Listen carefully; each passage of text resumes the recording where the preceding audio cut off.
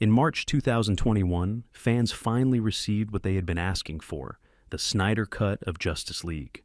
Not only did this release mark the closure of the much-debated Snyderverse, but it also offered a look at Zack Snyder's ambitious plan for the DC universe. His vision included an epic narrative, one that would take the League's heroes into a post-apocalyptic future, ruled by the forces of Apokolips and a Superman corrupted by the anti-life equation.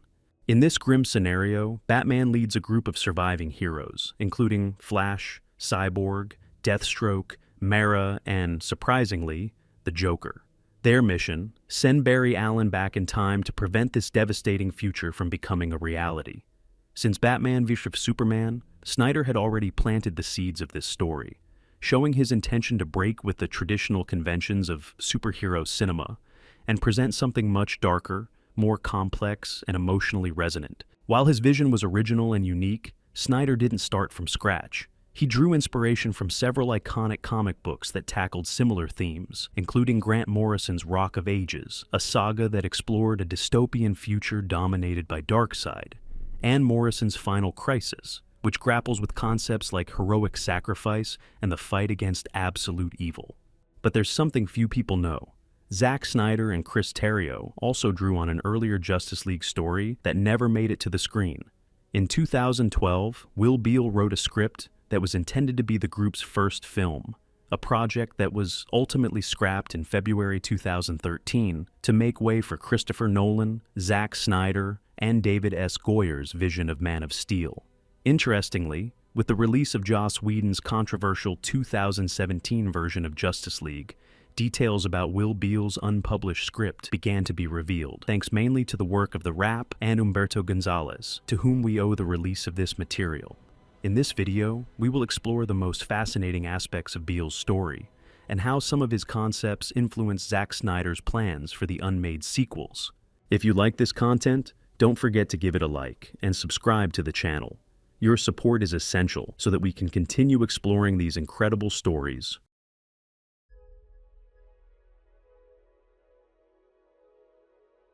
Beall's script for Justice League began in a very different place than the one we saw in the Snyder Cut or the 2017 film. In this version, the heroes weren't divided or at odds over each other's mistrust. Instead, the story focused on an already formed team whose members not only knew each other's secret identities, but treated each other like true friends.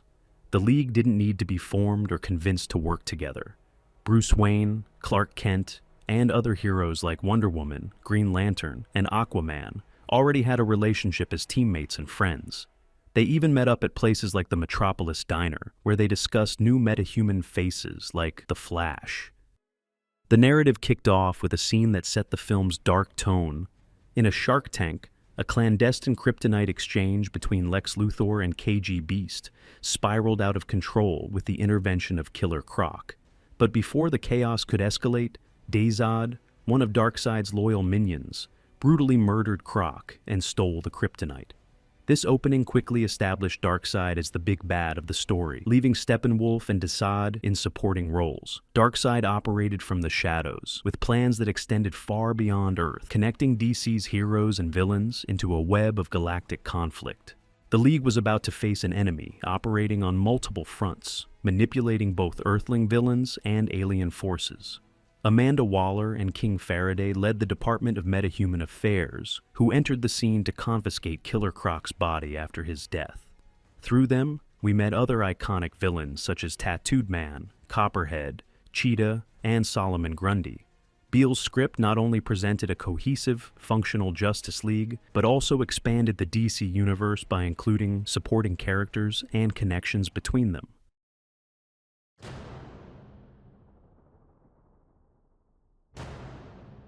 Beall's script wasn't limited to Earth.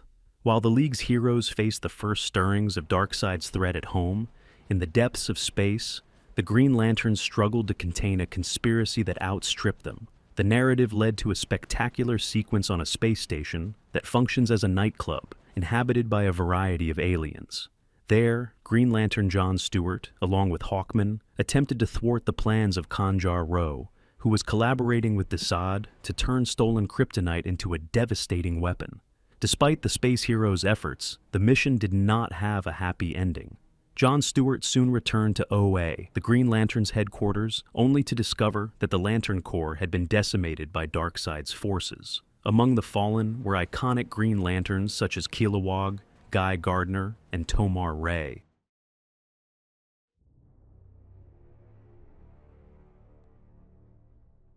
While the Lanterns fell, things weren't going any better on Earth. Superman was kidnapped by Steppenwolf and an army of parademons, who took him to Apokolips as part of Darkseid's plan. This moment marked the end of the first act, leaving the heroes disoriented and forced to regroup in the face of the loss of their most powerful member. In parallel, Bruce Wayne was heading to Themyscira to seek Diana's help. This interaction revealed a shared history between the two characters, suggesting a romantic past and an emotional connection. Diana, although initially reluctant, agreed to join the cause when she saw the magnitude of the threat they faced. With Superman out of action and the League beginning to regroup, Barry Allen, Diana, and John Stewart met with Bruce in the Batcave. As they discussed their options, they received word that Darkseid was ready to launch his all-out invasion of Earth. With the Lantern Corps destroyed and Superman in Darkseid's hands, the League faced its greatest test yet.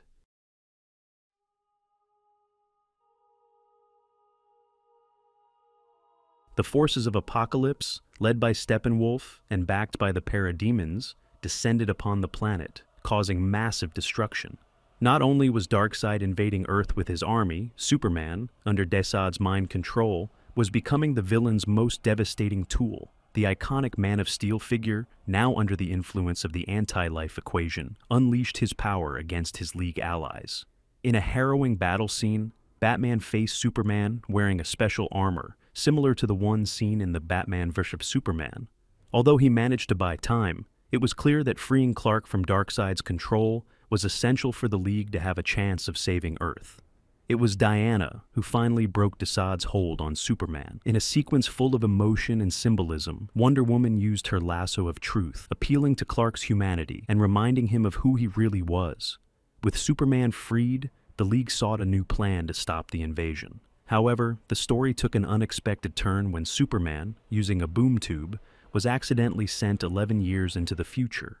There, he found a devastated Earth, where 80% of the population had been wiped out by Darkseid's forces. In this bleak future, Diana led the remnants of the human resistance, accompanied by an aging Bruce Wayne as her second-in-command. The connection between the two characters was revealed to be even deeper. They had a son named Clark Wayne, a symbol of hope in a desolate world. The resistance included a ragtag group of survivors, known as Batman's Berserkers. They included Deathstroke, Captain Boomerang, Huntress, and Cheetah. One of the most surprising members of the resistance was Lex Luthor. Now, a repentant man, Luthor worked alongside the resistance, using his intellect to find a way to reverse Darkseid's control over Earth. It was he who developed a plan to send Barry Allen back in time, using a boom tube and technology from the future. Barry Allen accepted the mission, aware of the risk involved in altering the timeline. In a heartbreaking scene, the Flash of the future traveled back in time to warn his allies of the terrible fate that awaited them. However, the effort proved too much for his body, and future Barry died in the arms of his younger self, leaving behind a message that would change everything.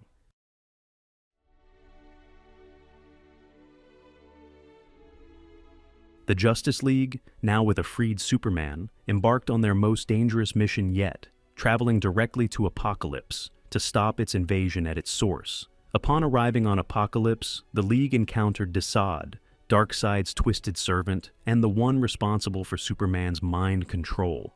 Desaad had been using stolen kryptonite and other technologies to perfect his experiments in mind manipulation. In an intense battle, Wonder Woman and Green Lantern led the charge against the parademon hordes, while Batman disabled Desaad's facility.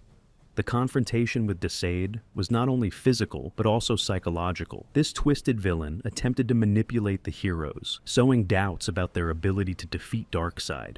However, the team proved that their strength came from their union, and together they managed to neutralize Desaad and destroy the devices he used to subjugate others.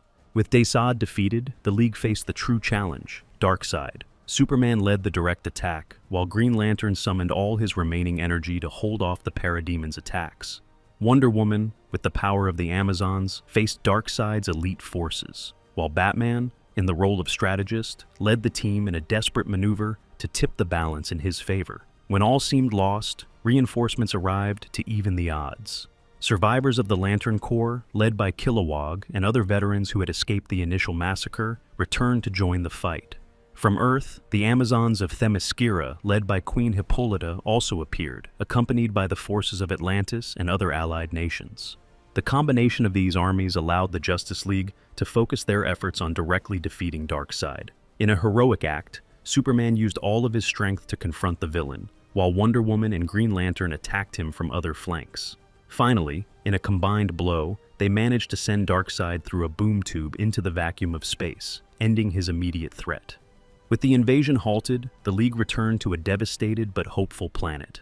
This final act not only cemented the alliance between the heroes, but also showed how different factions of humanity could unite in the face of a common threat. After digging deep into Will Beall's script for his Justice League, it's clear that certain core elements found a place in Zack Snyder's vision. While Snyder built his own universe with a more stylized and personal approach, some of Beall's concepts seem to have directly influenced what we ultimately saw in Man of Steel, Batman v Superman, and Justice League, and even what we didn't see in the canceled Justice League 2 and 3. In Beall's script, Darkseid is the force behind all events, even if his servants, such as Desaad and Steppenwolf, play important roles in the story's development. This approach was also adopted by Snyder, who presented Darkseid as the puppet master behind Steppenwolf's plans in his version of Justice League. In both stories, Darkseid stands as a constant and omnipresent threat, with Earth as his ultimate target through the power of the anti-life equation.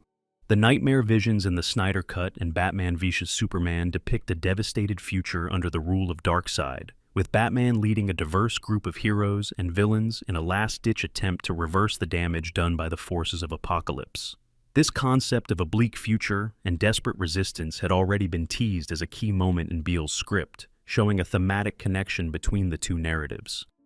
Beall's script also featured a Superman manipulated by Darkseid and used as a weapon to wreak havoc on Earth, an idea that Snyder reinterpreted in his vision of the post-apocalyptic future depicted in the nightmare scenes. In Snyder's version, Superman is corrupted by the anti-life equation, an element that was to play a central role in the narrative of its sequels. However, a key difference lies in the treatment of this plot. While Beall resolved Superman's release relatively quickly within his story, Snyder planned to explore this corrupted state in depth, making Superman under Darkseid's control a central element throughout much of Justice League 2. One of the most striking scenes in Beall's script occurs when a future Barry Allen travels back in time to warn his teammates about the impending apocalypse. Although he dies in the arms of his younger self, his sacrifice allows the course of events to be altered. This idea was adopted by Snyder in Batman v Superman, where Flash appears in a vision to warn Bruce Wayne about the future. Snyder also planned a similar twist in Justice League 2, where Flash, traveling back in time to the right time and place, would prevent the death of Lois Lane, thus preventing the Nightmare universe from materializing.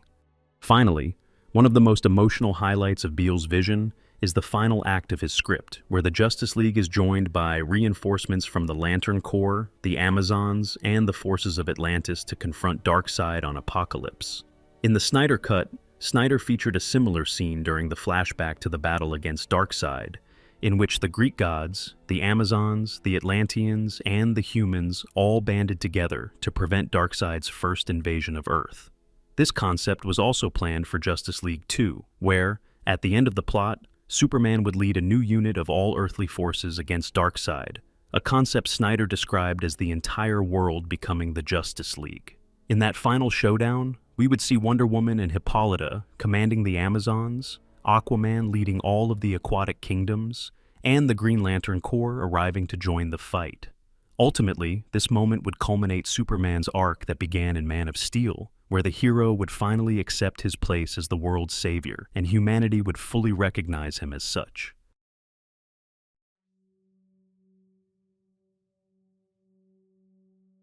While Will Beall's script never made it to the screen, several of its concepts left an indelible mark on the Snyderverse, either as direct inspiration or as parallel ideas that were born from a shared understanding of the source material. Themes such as time travel, dystopian futures, or the manipulation of Superman by Darkseid are no strangers to the DC universe, as stories such as Flashpoint or Bruce Timm's animated series have explored these elements, which are deeply rooted in the publisher's mythology. DC's future currently seems to be distant from the concepts Beall and Snyder had for their versions of Justice League, but who knows? The Snyder Cut, a film that originally had little chance of seeing the light of day, is now available on Blu-ray and Max, proving that in the world of entertainment, nothing is set in stone. Perhaps, in some future time, we will be able to see the conclusion of the story that Snyder began in 2013. Thank you very much for watching.